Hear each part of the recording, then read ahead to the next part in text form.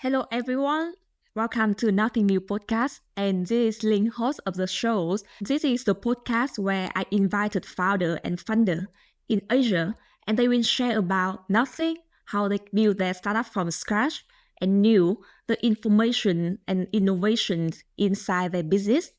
And today we have very exceptional guest. This is Hiroki Kato, and he is co-founder and CEO of 𝗙𝘀𝘀𝗁𝗏 Corporation, an expert matching network.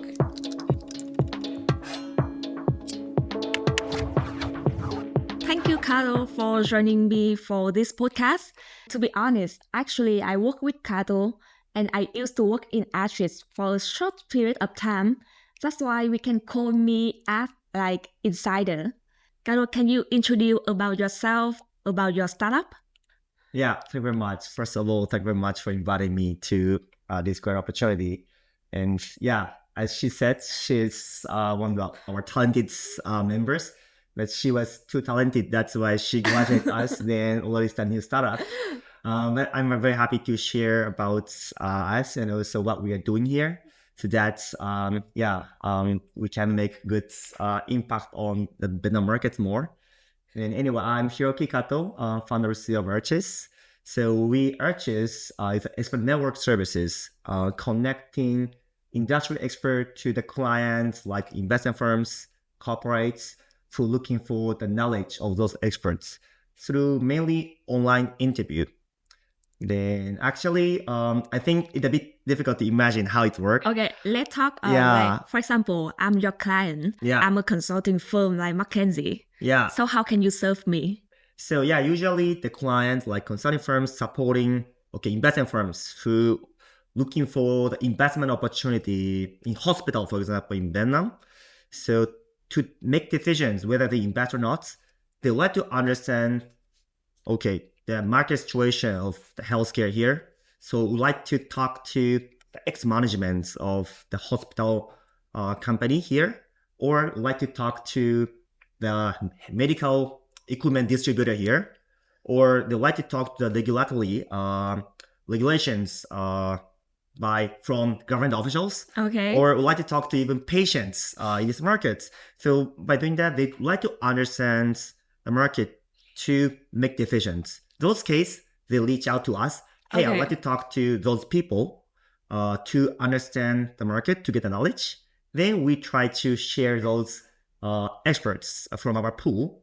Then arrange typically online interview, 1 hour interview, so that our clients can talk and ask the question from those experts. That is how we support those clients. Actually, when I work for 𝗙𝘀𝘀𝗁𝗏, I just know about this business model. This is very unique business model. And what makes you want to start this business model? That comes from my experience as a consultant and also the investors. So I myself working for consulting firms prior to starting 𝗙𝘀𝘀𝗁𝗏. That's maybe back to 6 years ago. Oh, time flies. Anyway, 6 years ago, that's my first time I came to this growing markets. Then as a consultant here, then my first clients was private equity in Singapore, who like to invest in Vietnam, Indonesia, those growing markets. Then I, as a part of the almost investment members, team members, because I almost seconded to the client's office. So I try to understand markets, but not easy to search the effective data information through web, because I don't understand Vietnamese. And also even ask Vietnamese colleagues to search, there's not so much data public information on the web. So what I have to do is talk to the right person who understands, who know that knowledge here. But very difficult for me to build a network, then try to get those effective knowledge. And that's why we couldn't collect enough information to make the decision to investments. But we have to. That's why we invest some company, then some of them went bankrupt. Some company successfully went to public. But also we are public equity, we are private equity buyout funds But our investment like venture capital, it's a high risk, high return because there's no way to understand market. That's why I'm always thinking if any effective way to get a knowledge or insight in this market for those investors who like to expand a business, who like to invest this market. That is how I start thinking about this kind of business model. Wow, so you found it from your pain point. Yeah. But how can you measure that your pain point is big enough to build a business around it? Yeah, that's a great question. The simple way is try to see the other advanced markets. The investment model, very new for Asian market at that time, but there's this kind of business model already exists in Western markets. So that's why what I did is to solve this issue, in any way to do that, then search US market or Western market. Oh, there's a business model who approach to this issue already. Then start market sizing. So in US, how big our competitor is, and also who is our clients, then how is the size of our client sectors and the growth rates. Then I was confident in Western market, there's big market already there, and also growth rate is good. Then we try to estimate the potential current size in Asia, and also estimation of the future size, market size here. Then I'd be more confident there is market enough. But one mistake is that I was too optimistic. Then my market sizing in South Asia market was a bit too big than actual. That's why I have, not as a plan, but I have to expand my business not only from South Asia, but also all over Asia. So that is the reason why I quickly expanded my business from Vietnam to South Asia to Japan, Korea, China, India. Then now we plan to expand even more.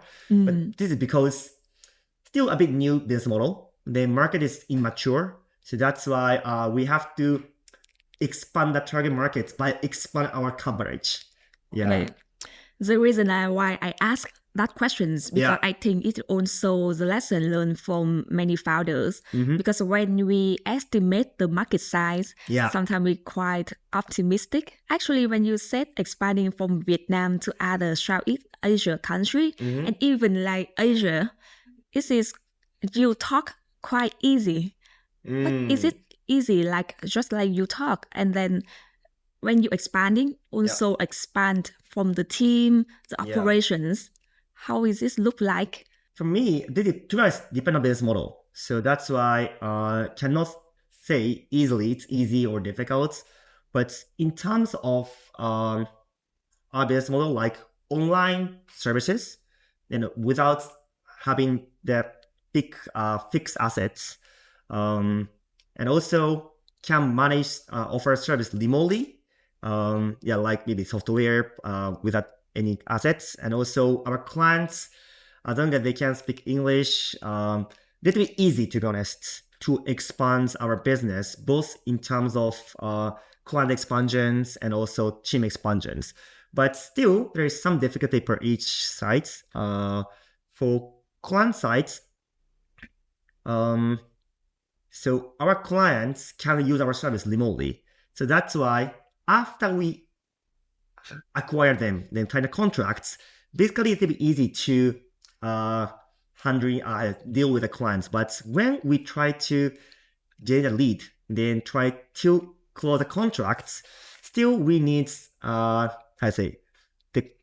more touch points, and sometimes in-person meeting is good to build a relationship. So those cases, still we should have the sales in that locations. So that's why we still should have the local people who stay located close to the clients, then can speak in native language to build a relationship to close a deal. But anyway, after we start working with them, we can offer the good service even remotely. That is kind of generally, in soft online services we can do for client expansion globally. My first client is my previous company. That is very simple. When we start a business, we should start with a clear idea about the initial clients. to survive. Mm. Then how to start? We should reach out to my network. But that is what also I really care when I develop my career.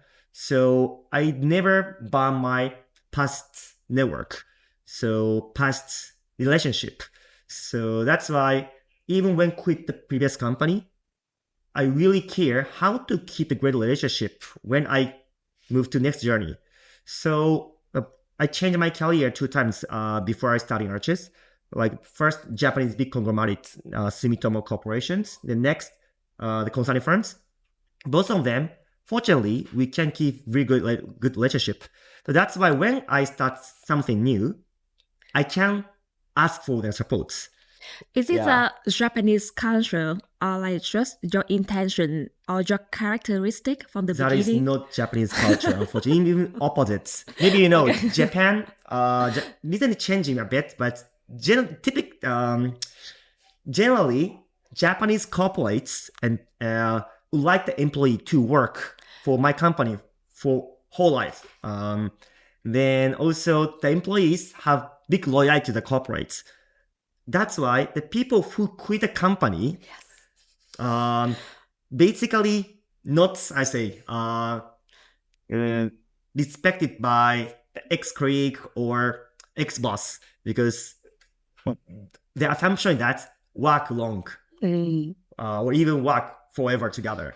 Most cases, people who quit the Japanese company, not easy to keep the good relationship or even ask them support after they graduate.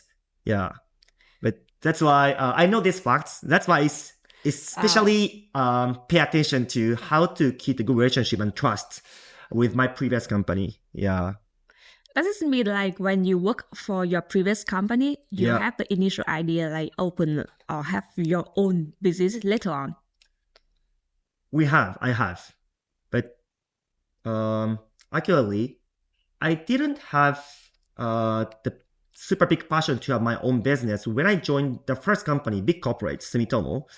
But after I worked there for a few years at big corporates, I have more big passion to have my own business outside the big corporates. This is because simply working at big corporates, then grow myself getting bigger. More than that, make a small company by myself, then grow that company bigger, seems more faster, more fun, and more beneficial for me. So I found this fact when I working at big corporates. That's why I decided to start my own startup, then make it bigger, not become bigger in the big corporates. Yeah, so that is the time. That's why when I left the first big corporates, I already have ideas to have my own startup in the futures. But actually, I made it a small company, but at the same time join consulting firms, because even I try to believe that make startup then getting bigger is easier than and quicker than become bigger in the big corporates. Still not easy to go to business. So that's why I like to learn more how to start a business, how to grow the business, then how to actually make a bigger company quicker than become bigger in the big corporates. So that's why I intentionally joined consulting firm first. Yeah, Okay. that is how I developed my career in the past nearly 10 years already. Oh my God. Don't estimate my age. Yeah. Do you share about your first client? Yeah. And who is your first team members? Team members. My very first team members colleague is my current COO.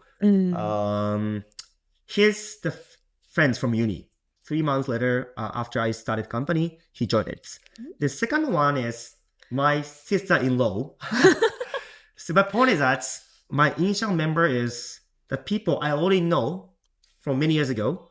And that's why I can trust from the bottom of my heart.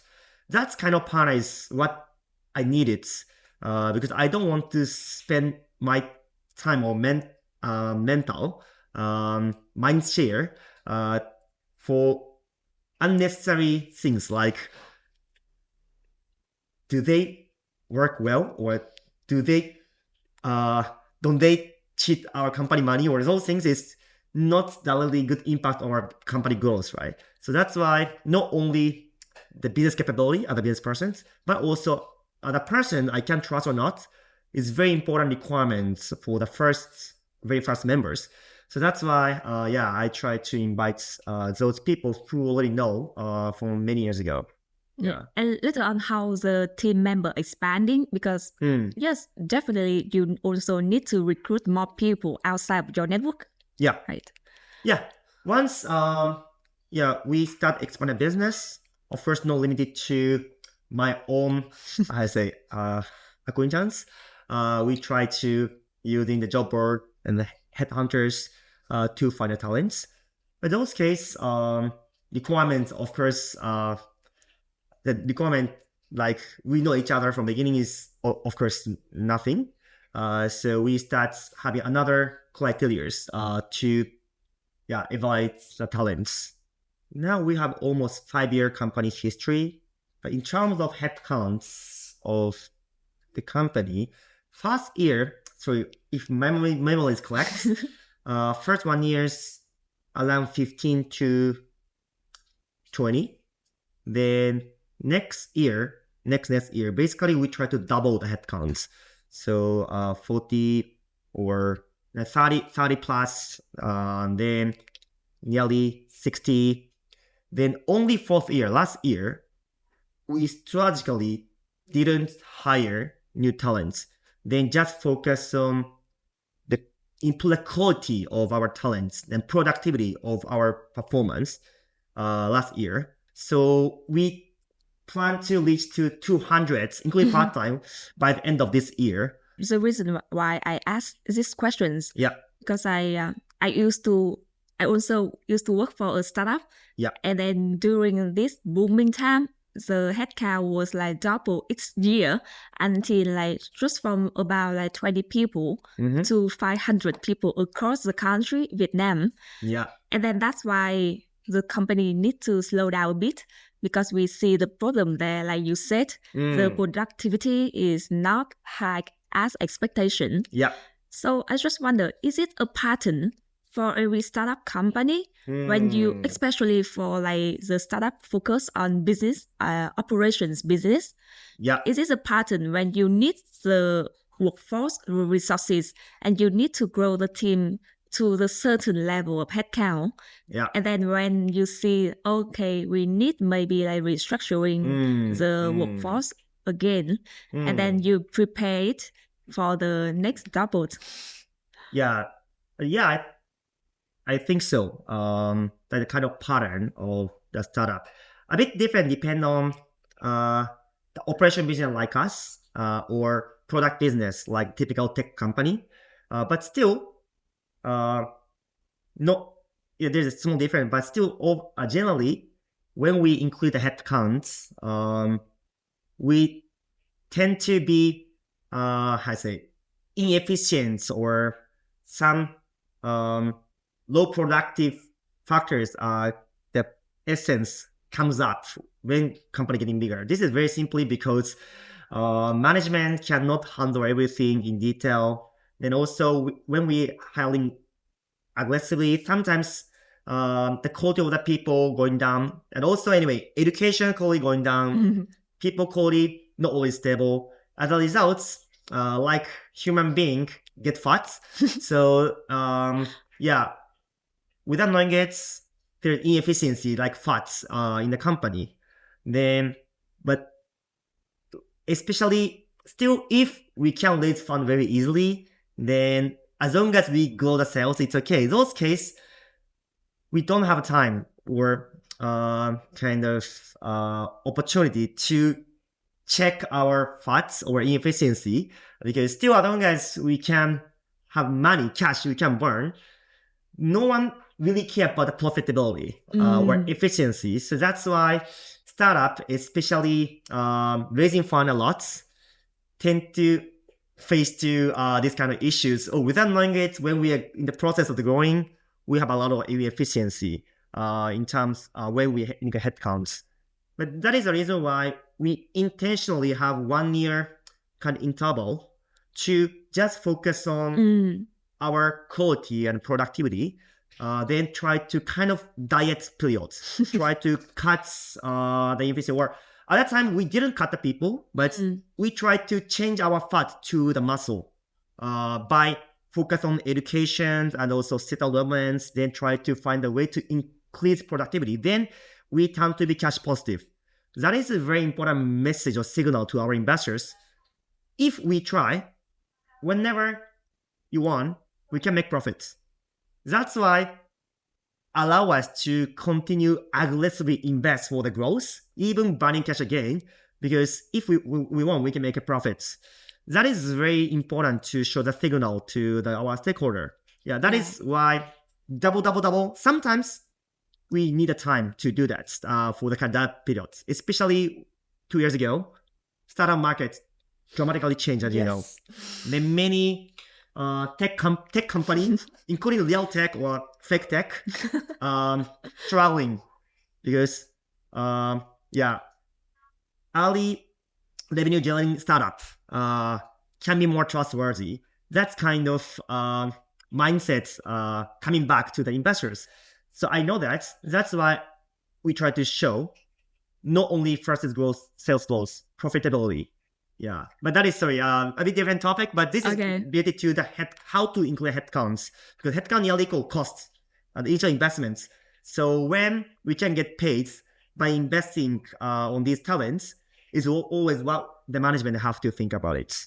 Okay. Yeah.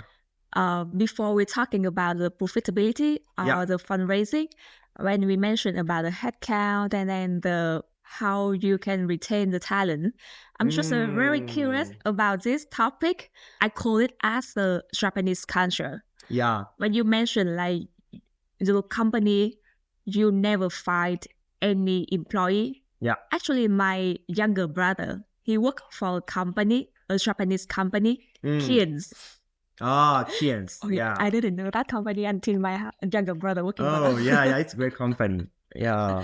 And then actually, he also shared a fact. I was surprised about that.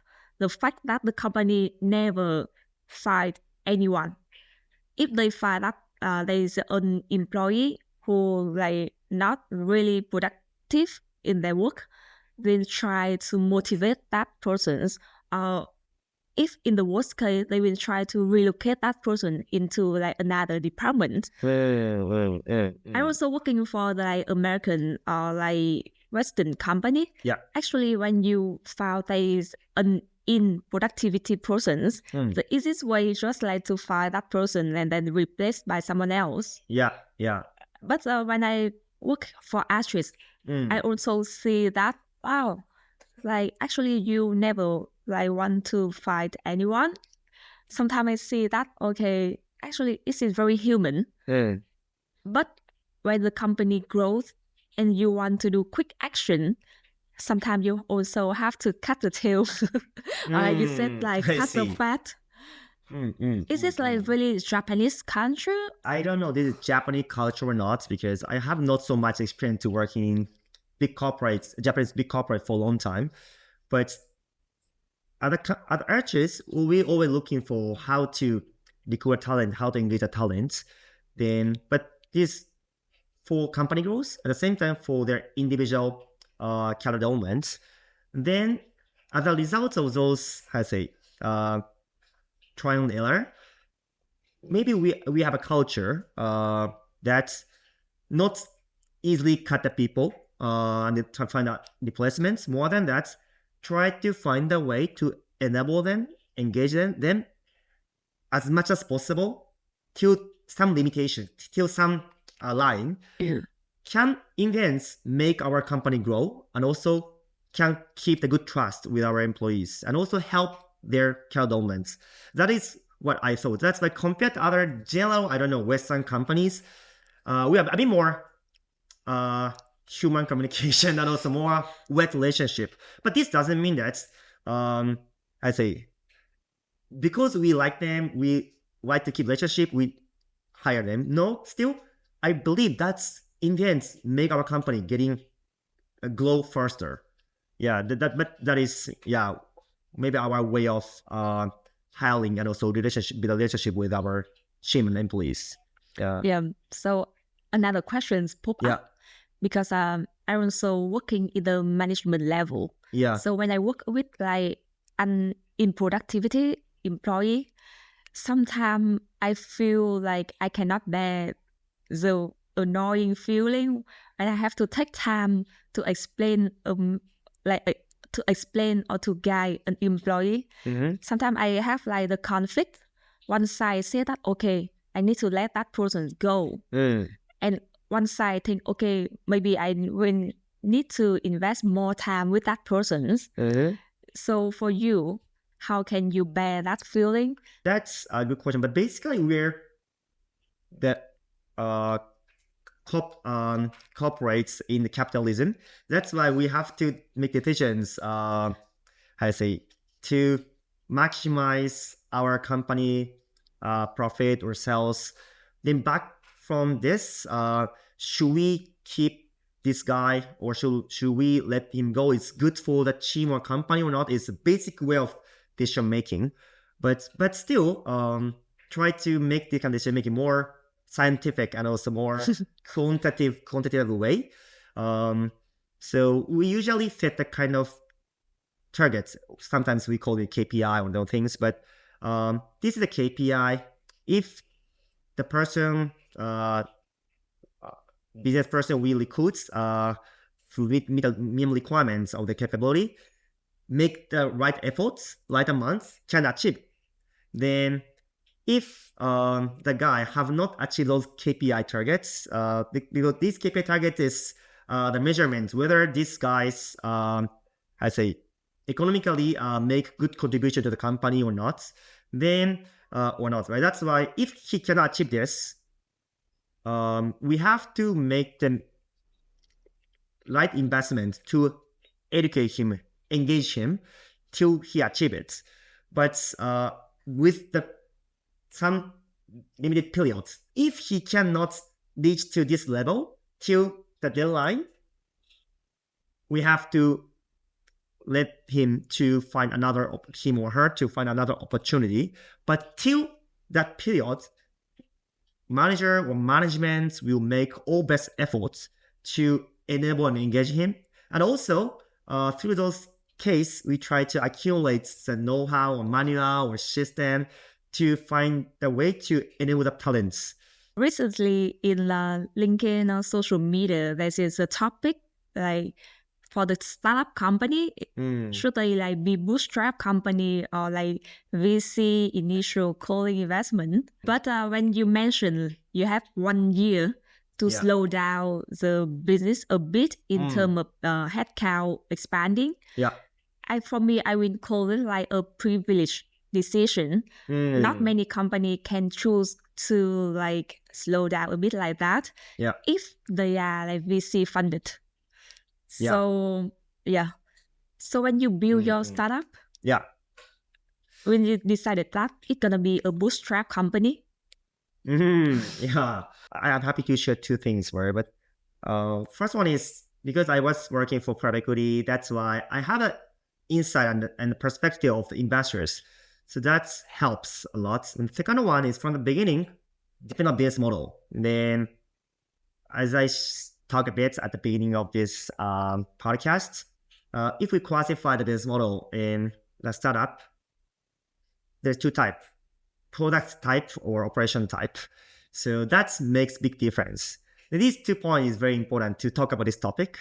Then, but I can mix it in short. But anyway, investor perspective sometimes change. Then when the startup is booming, especially tech startup booming, they don't care the profits. They don't care the profit next year or next 5 years because they don't invest based on the PL. They invest based on the market sizing, market growth, then also the potential opportunity of this product PMF in the futures, or maybe start PMF a bit. Then in the long run, this company become the excellent company. That's why they invest and sell and buy the company based on their valuation, right? Not the PL. The valuation is not always healthy calculated by the PL or profit they generated, or even PSL, maybe sales related to valuation calculations. It's crazy high, but it's okay because other investors also buy even higher pricing. So that's why investor perspective is more like sales driven and also markets and tech potential driven. But when the market change, investors sometimes back to the cash driven.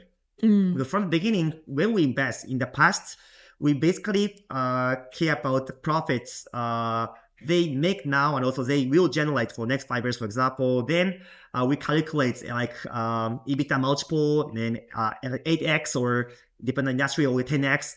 That is how they evaluate the company. Yeah. I know these facts. That's why I was thinking, it's really crazy now. Why investors evaluate the company, even not only startup, the growth capital or mid-stage company, the valuation is crazy high.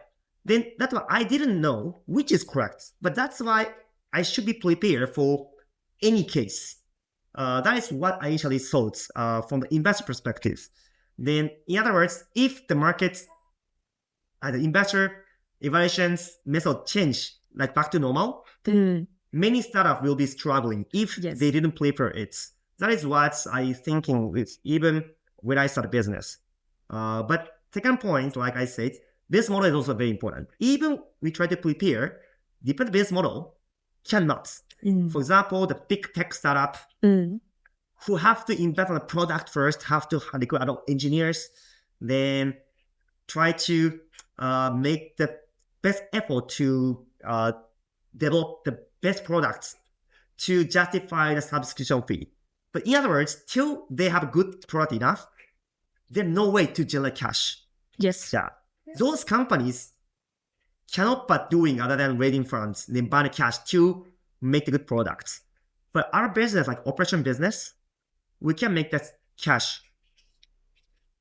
Even we hire the people, then one day after we hire the people. So it means that the more we hire headcounts, the more we can make the cash, and also quickly. So that's why still this kind of operation business model, we can leverage the capital, then invest for the sales and also operations, a system, but still we can control. If stop the new sales and stop the back office or operation shift development, just run the operations directly connected to the sales, we can control the profitability. This kind of business model, sometimes when we just think about the variations, not always super great because without including headcounts, we cannot grow the sales. If so, even we invest 10 million, 100 million, our company sales cannot be 100 times bigger next year. Maximum double. Because people get talent is the limitations in terms of the scalability within 1 year. So, but in other words, we can control, we can make the cash. So that's why this business model is more like stable, then also controllable in any investment markets. So that's why starting from this kind of operation business, then can generate cash by ourselves if needed. Then after we have this stable cash flow, try to invest on more product type business. Can be more sustainable and also controllable. That is what I thought from these two type of big business model. They actually recently, the company who have both business in one company get more high valuations because that's more stable. So that's why leveraging our operation business model for cash cow business and also using this cash and also the synergy, the asset we accumulate through the operation business to invest on the new products. That's a kind of golden,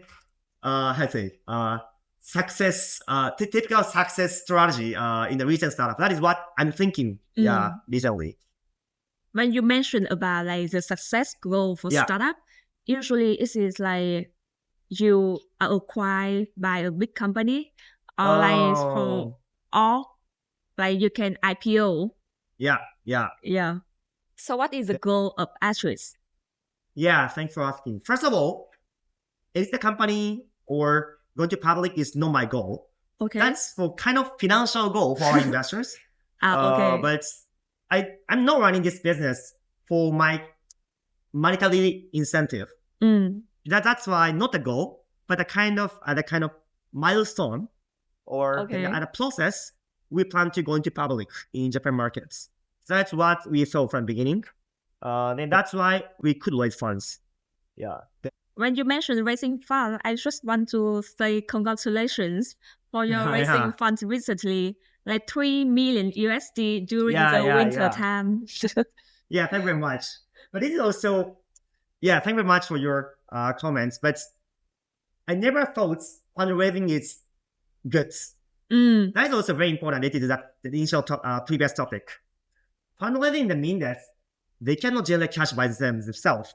That's why they have to dilute their stock, then have to raise third-party money.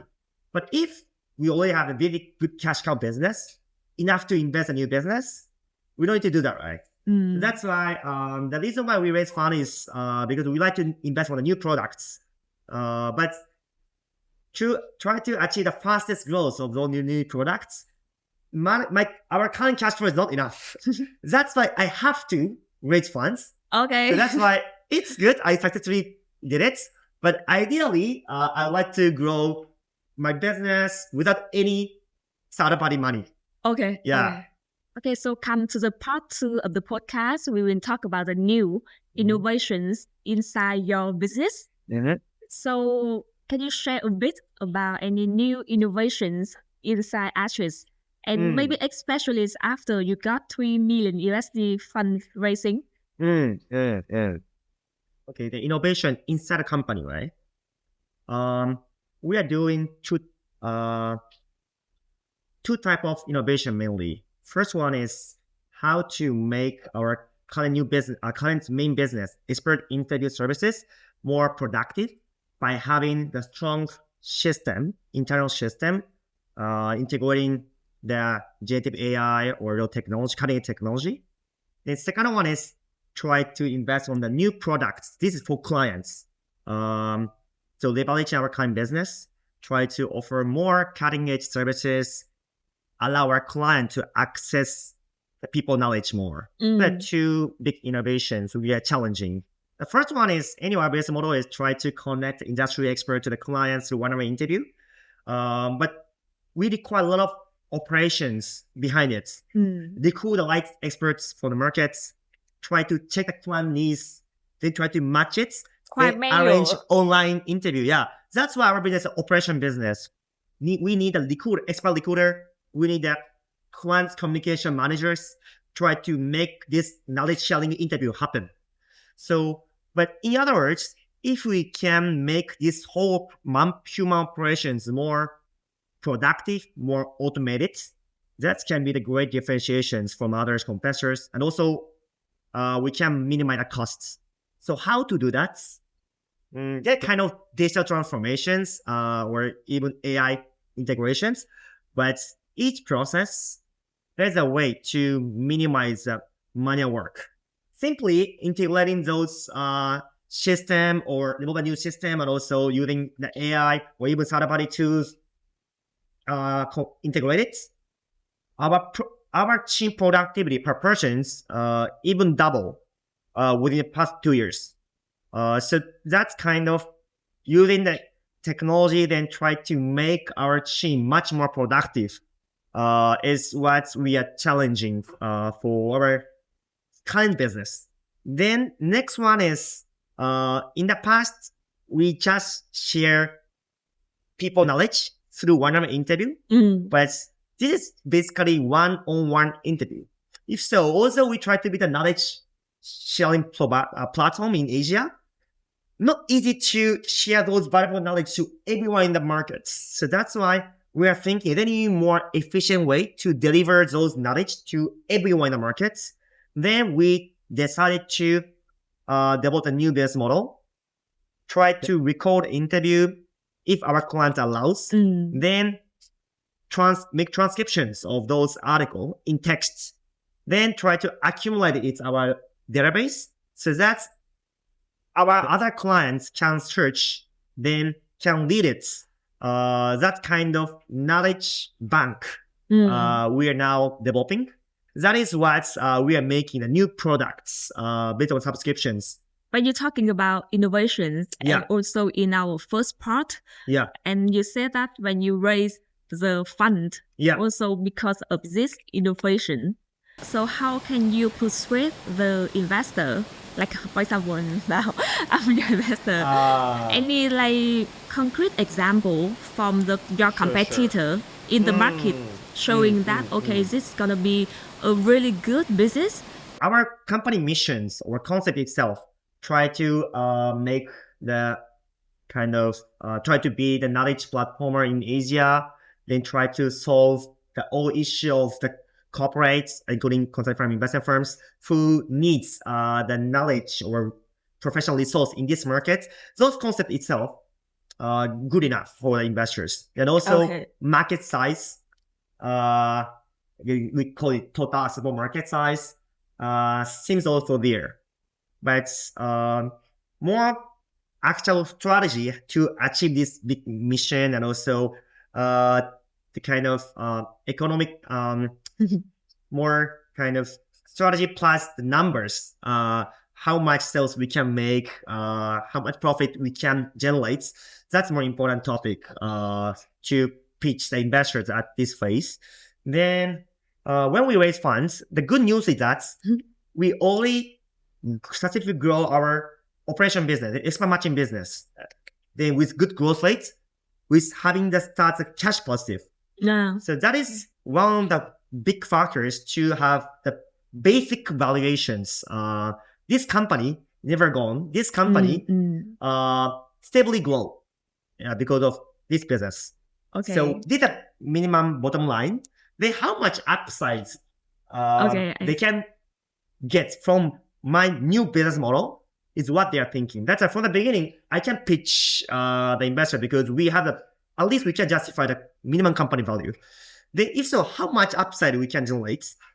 Then this is also, we need more strategy to make this happen. Strategy mean not just say that, hey, concept is not good. No, more like, okay, phase 1, phase 2, phase 3, who is the targets, the early adopter, who is the next targets, then with how much contents, how much new clients we can justify with how much subscription fee, then when we can turn to be cash positive, those targeting strategy and also growth strategy with a clear deadline, with the numbers, with a kind of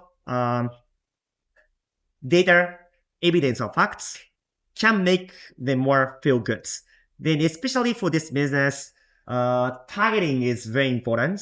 So because when we talk about an expert interview clients, investment firms, including public equity, private equity, venture capital, and also consulting firms, strategy consulting firms or business consulting firms, corporates from many sectors, many countries, all can be clients. I see.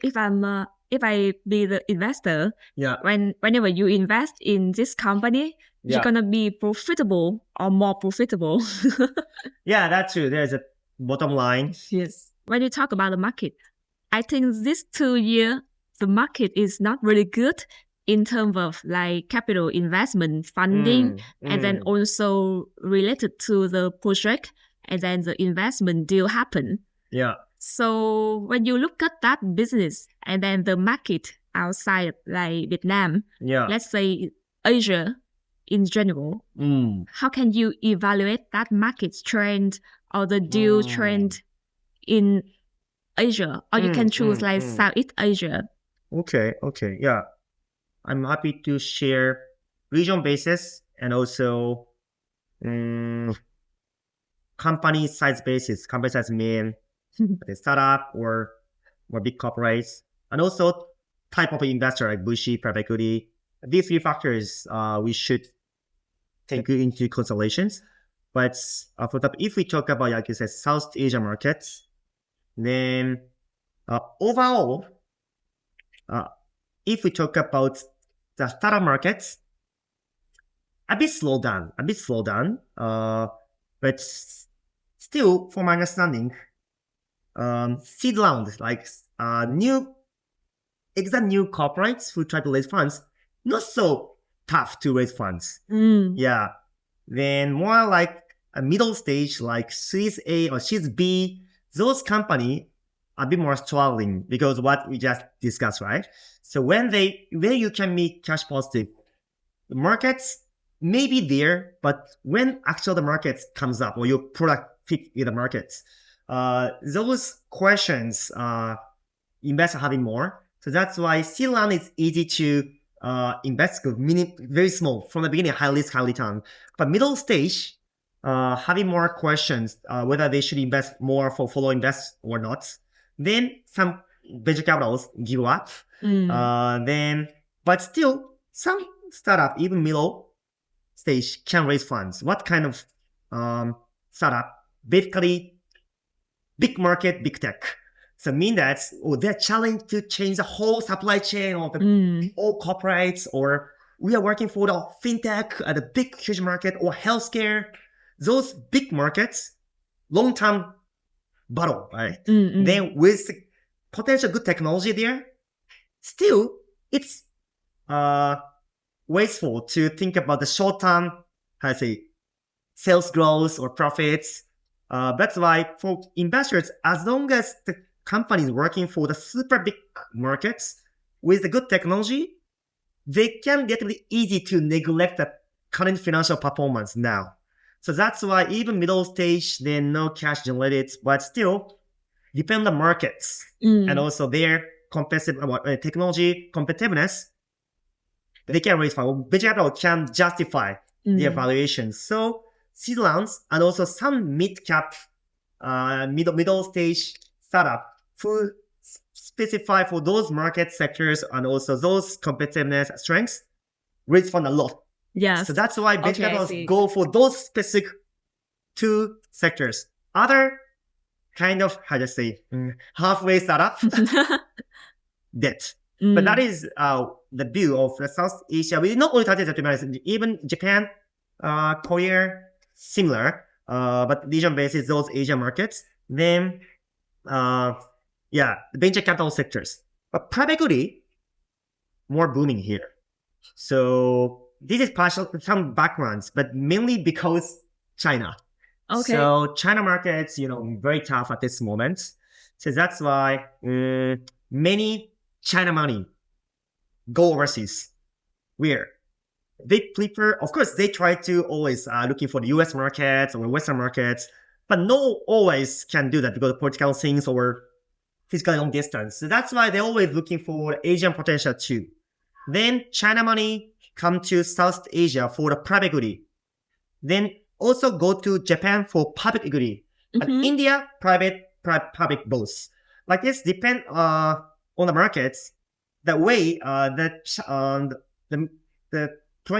where the money go is a bit different because Southeast Asia no big public equity markets, but private equity there. So that's why backed by the China finance this market potential is growing because population there, then middle class people growing. So that's why these markets for consumer markets the business related to the individual consumer, not the B2B services, the market size is enough here already. So that's why China some money come from overseas, invest on those B2C business. But still, big market is preferable, like healthcare, yes, retail or e-commerce or anyway, those business or logistics is also not bad. But B2B service for those businesses not so big market size here. So that's why more like the all type of business model can generate cash, can raise the money from those foreign investors, typically China. Did you have like Chinese speaking team in Actress? Of course. Okay. Yeah, we have we have office in Shanghai, and also we have a China team in Ho Chi Minh too. Our office in Ho Chi Minh is we have 5 offices globally: Shanghai, Tokyo, Ho Chi Minh, Singapore. What else? Ho Chi Minh office having more than nearly 30-40 people here. So the biggest one. they're hiring the talent from multiple countries. So in our office, there's the global talent from 14 countries. Then Japanese, Chinese, Korean, French, German, of course, Thai, Indonesia. So many nationalities work together. Then try to cover each market from Ho Chi Minh. So that's why we have a big team, a China team in Ho Chi Minh too.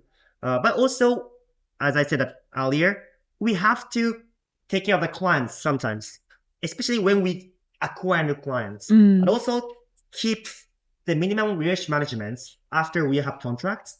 We need a kind of salespersons for the new logo acquisition and also the relationship management.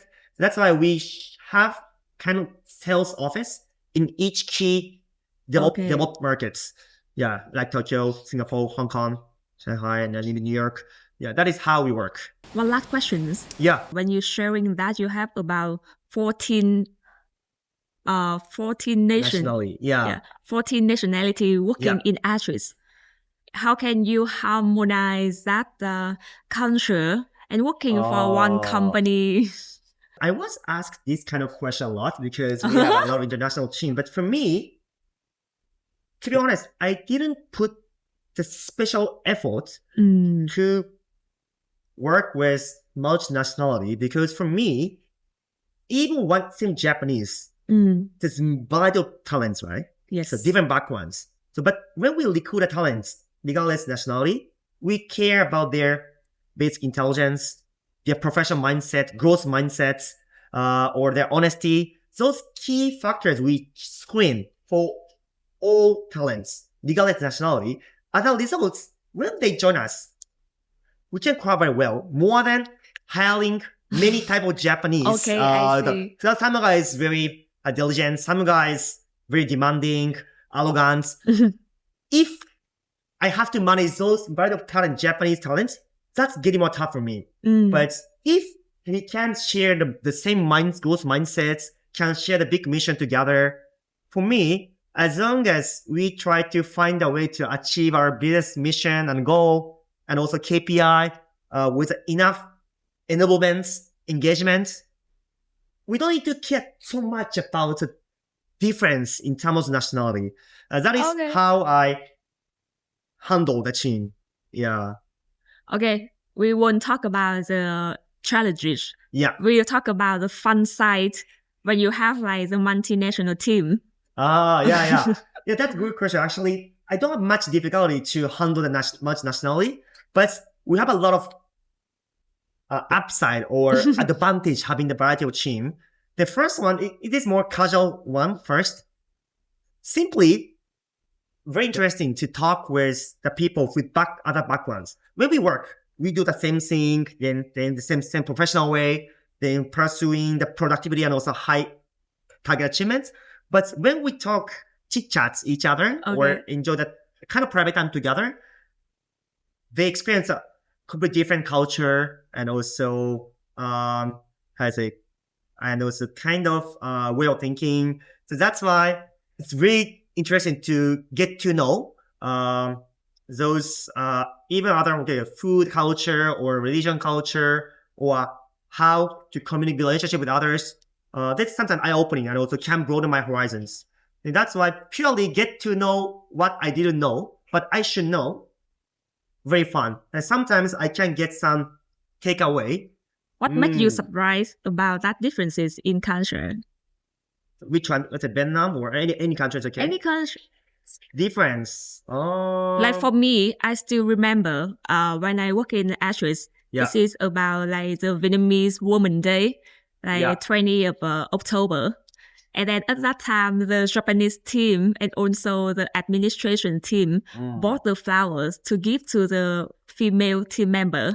And then actually, I see that this is very like initiative, but actually the flower, like the Japanese team bought in the market, in like open market, is a kind of flower people in Vietnamese only put on the table for their past relative. Okay. đặt trên bàn thờ cúng ấy. Yeah. That's kind of. It was really funny. It was really funny for me. But for me, I see that this is like, I see the innocent, the good initiative from the Japanese people. And we all laughing at that. Yeah, I think that's a good story. But if I share now, a bit more business-like things, but good example. What is a good chemistry or harmony? The different background people work together. In this case, is Japanese team and also Vietnamese and also some other Western people team. So in conclusions, they can cherry pick the good point to each other. But actually what happened is Japanese team, as you can imagine, really hard worker. Yes, very. Work long. Yes. Then basically, I don't want make my startup company black. So I like to run our company sustainable. That's why we don't engage the people to work overtime so much. And that's why basically our Vietnam teams or global teams leave the office 6 p.m. around. That's good things basically.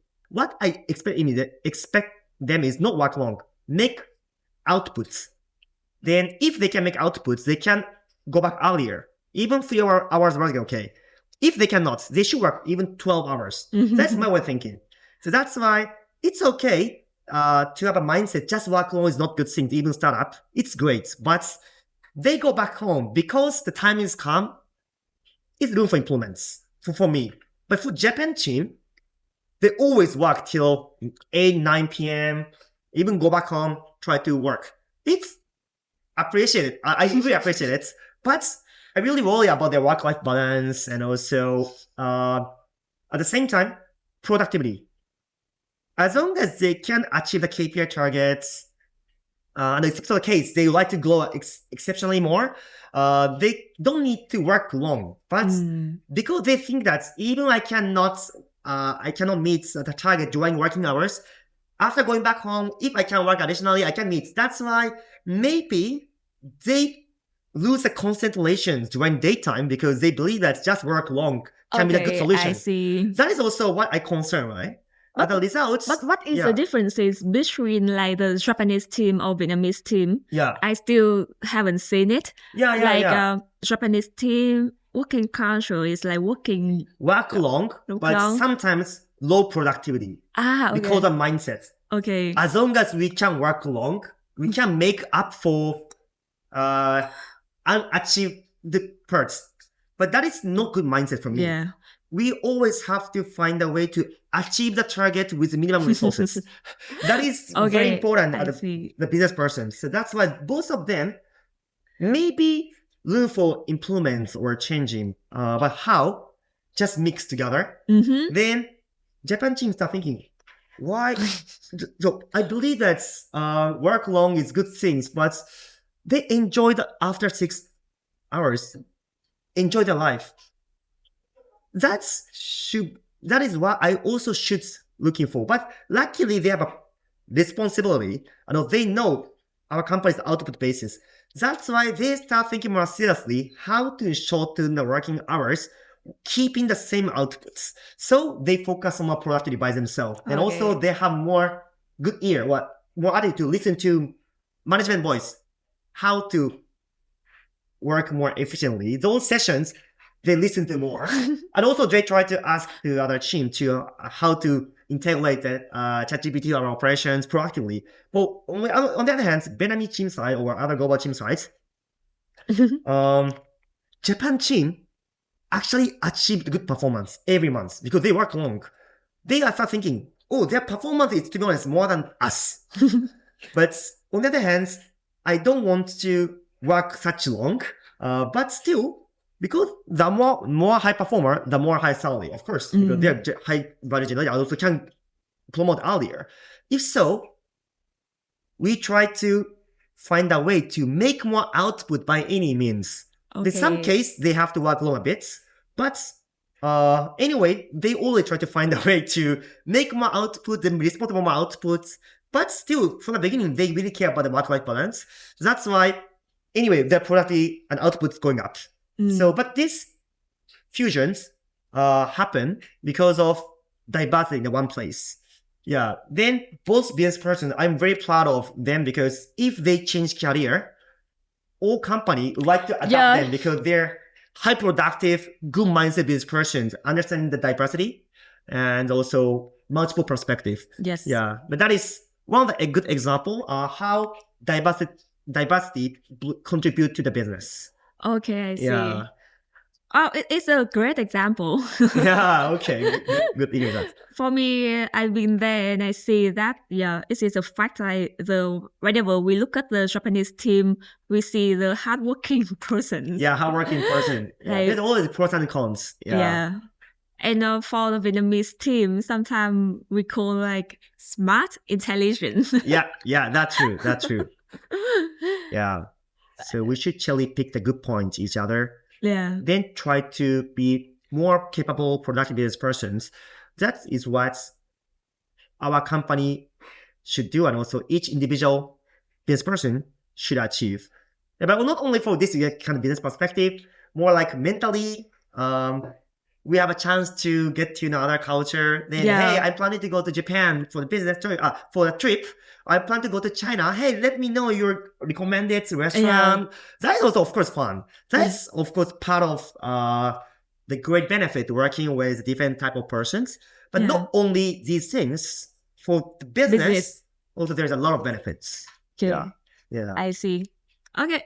Thank you so much, Kato. And I think this is like conclusions for our podcast. Okay. Yeah. Well, I have a lot of things to share more. So please feel free to ask me to join this podcast again. Yeah, maybe for the next season when we talk only for business. Yeah. Or maybe you as the funder. Mm-hmm. Yeah. I think that I see also again, this is a pattern from a startup founder. Yeah. After they're successful in their startup, and then later on when they see like the opportunity and business, they also become the funder. I'm waiting for that. But actually, that is one of the purpose of 𝗙𝗀𝗁. So like yourself, we like to generate the talents in our company. So that's why we try to focus on how to enable talents, how to let them productive, but how to let them high performer. Then also after they become a high performer, I like them to be the great manager, can generate high performer under them. So take step like high performer, great manager. Then if they're happy to stay with us more, can be the management to understand the investments more. So these are kind of typical 3 steps of the business person. This is also Jack Ma told me before. Try to start working as executor, performer, sitting there your time. That is always a starting point of business person. Me too. I was working as a consultant, sitting my time. Then how to find a way to increase the value of my 1 hour. That is a starting point of business person. Then try to reach it to the some level. Like I'm high performer. If I sell my 8 hours, can make this big impact. Move to make the value using the people. So that manager, well, sometimes most of the management here. So by enabling other people, let them high performer, the accumulation, total of value of them is that manager's value creations. So by doing that, we have to scale the business. That is also next step of the business person. Then third one, investments. So leveraging the power capital. So without using any of my time, can generate a big value to the markets. That is typically the third step and also ultimate goal of this capitalism. Yeah. Then once you join the growing startup, no, of course you can experience how to be high performer, how to be great manager, but also you can see how to leverage the capital. What is the capitalism? Those things you can learn if you have a chance to work in a growing startup, raise funds, then always invest in a new business, plus offering the stock options. But that is what I like the business persons, especially who strive for growth and who like to succeed in business, should get to know. Now, I'm always welcome those kind of talents in our company. Then once in the future, they graduate artists, make the new business. First, high performer. You should generate the cash by yourself to run the business. Hire talents. engage, enable them, liberate the capital. I'm happy to invest. Then grow again. Then make the new value to the markets. That's so fun. Yeah, Yes. that is my kind of destinations at this moment. Yeah.